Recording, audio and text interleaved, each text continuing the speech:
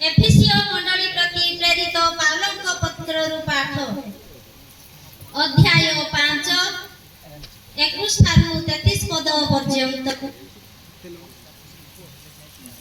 पारिवारिक जीवन संबंधी नैतिक उपदेश पति तथा पत्नी कृष्ण का समानार्थे परस्पर प्रति वशीभूत होई रुह। हे पत्नीगण प्रभु प्रति जेपरी वशीभूत सही भली तुम्हें माने निज पति मानकर अधीनस्थ होई रुह। कारण कृष्ण जेपरी स्व शरीर विशेष धर्म मंडलीर मस्तक तथा परित्राता होइछंती सही भली पति निज पत्नीर मस्तक स्वरूप अटे। धर्म मंडली जेपरी कृष्णकर अधीनस्थ होई रहे सही परी पत्नी माने मध्य समस्त विषय रे निज निज पति मानकर वशीभूत होई रुहंतु। हे पति माने कृष्ण जेपरी धर्म मंडली को स्नेह कले एवं ताहाकु जल रे धौत करी वचन द्वारा पुत पवित्र करिबा सकाशे निजकु आत्मोत्सर्ग कले सही परी तुम्हें माने मध्य तुम पत्नी मानकु प्रेम कर।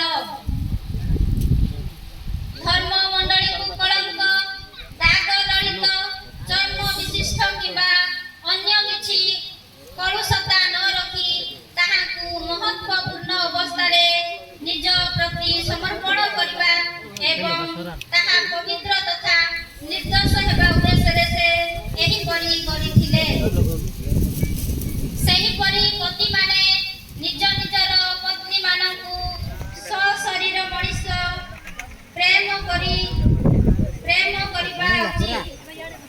जे निज पत्नी को प्रेम करे से शरीर को ही प्रेम करे।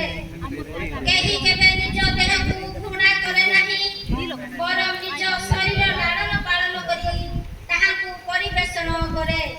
जेपरी ख्रीष्ट धर्म मंडलीर भरण पोषण करती। कारण आम्हे समस्ते ख्रीष्टଙ୍କ शरीरर अवयव। एही कारणरू पुरुष निज पिता माता ठारू पृथक होई निज पत्नी प्रति अनुरक्त हेबो ओ से दुहे एकांग हेबे। एहा एक अति निगूढ़ रहस्य अटे। ख्रीष्ट तथा धर्म मंडली मध्यरे थिबा संपर्क को लक्ष्य करी मु एहा कहि रखे। संक्षेप रे तुम मध्यरु प्रत्येक निजर पत्नी मानकु आत्मावत प्रेम करंतु वो पत्नी निज पतिଙ୍କ प्रति सम्मान प्रदर्शन करू। एहा ही ईश्वरଙ୍କର पवित्र वाक्य।